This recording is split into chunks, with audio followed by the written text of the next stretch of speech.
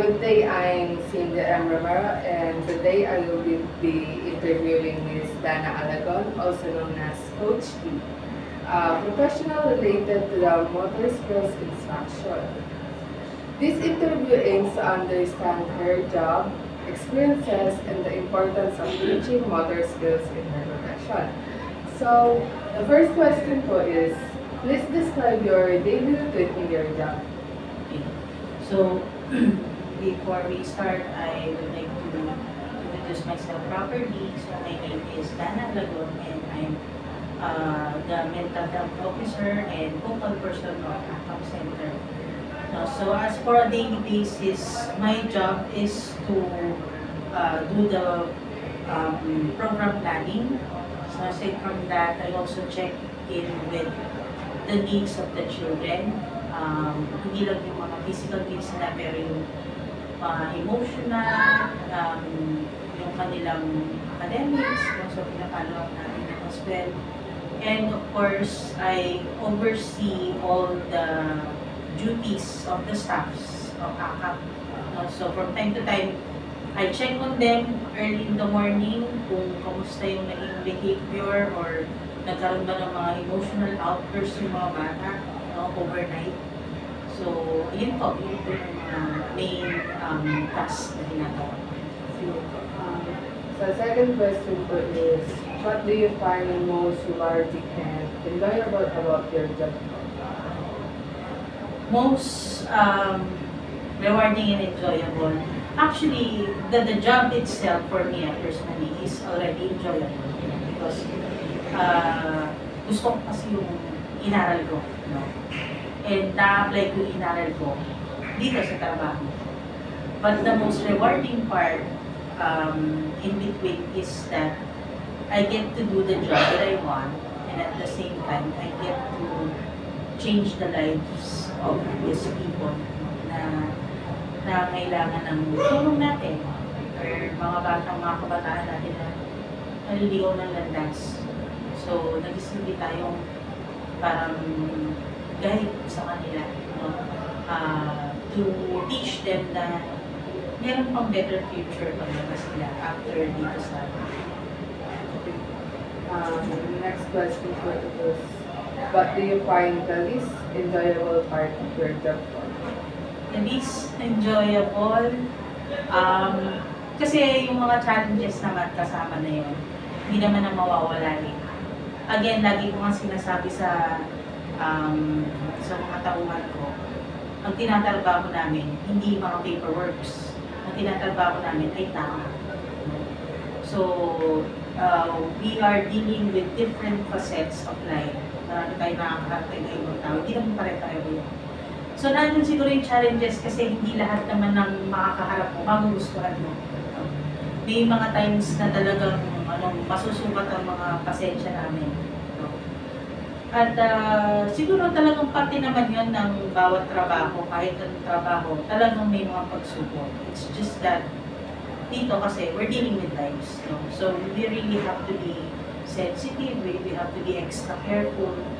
So yun siguro yung mga challenging para sa amin. Pero hindi ko naman talaga masasabi na hindi enjoyable. No? Minsan lang talaga, dahil sobrang challenging, hindi mawawala na may inis ka eh. Hindi mawawala. Tao lang. No? So, yun lang naman.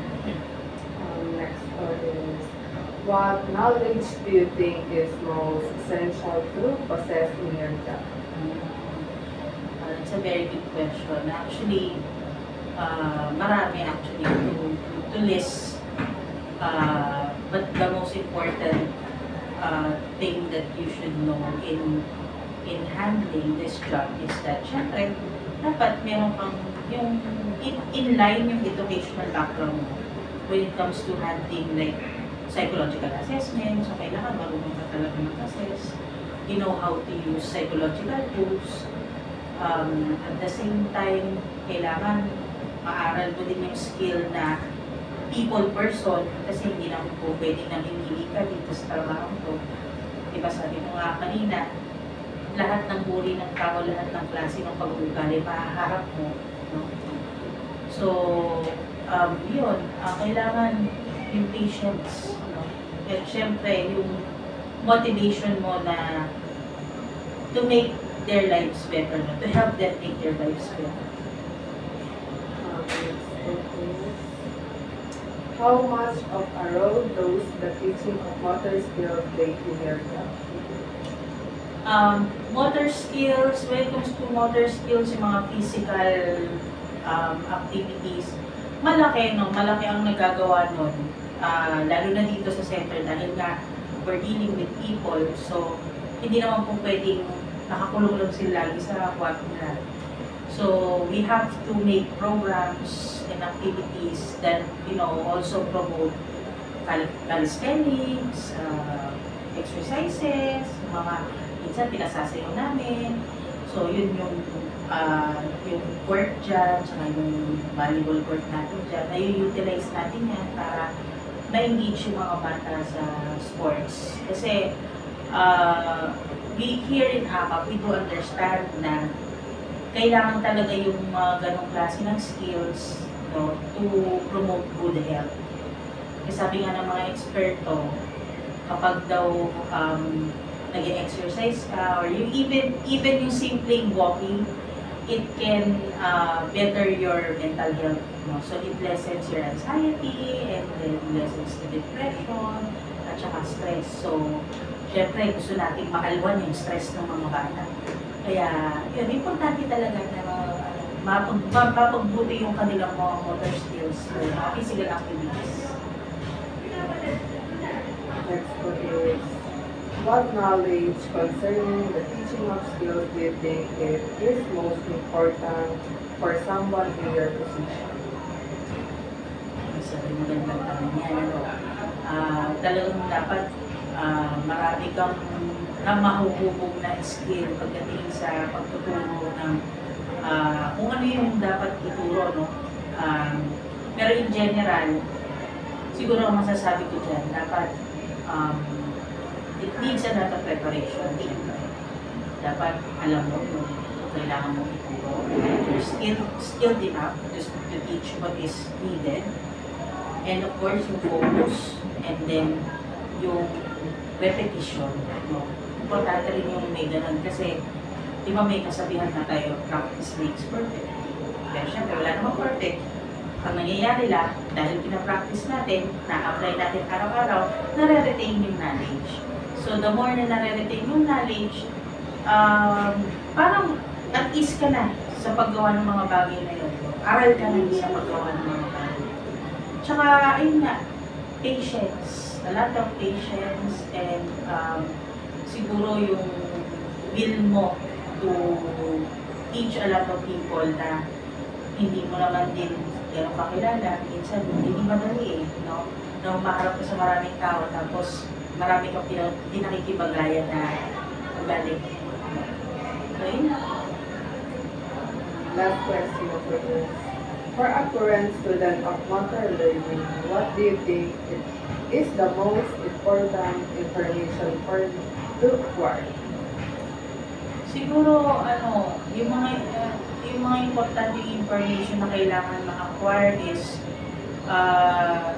kung ano syempre yung sa tingin nila na mas magagamit nila dun sa hinihingi ng task. No? So, more focus on the skills that they needed to learn, so to apply the task, or to, para kumbaga, kung may kaalaman pa sila doon, mas mapalawak pa nila yung kaalaman nila. At, ayun, still, practice, yun pa rin. And, kung pwede nga sana, kung hindi naman masyadong pressure, mag-advance learning ka, magbasa-basa ka ng advance. So, kailangan meron ding pagpupusa, yung isang learner na matuto ka. That's all po. And that's conclude our interview. Thank you so much po, Ms. Dana Alagon, for sharing your time and knowledge about motor skills and their protection. Your insights are very helpful to our learning. Thank you po. Salamat din po for giving us the opportunity to share our knowledge and insights. Thank you po. God bless po. Thank you.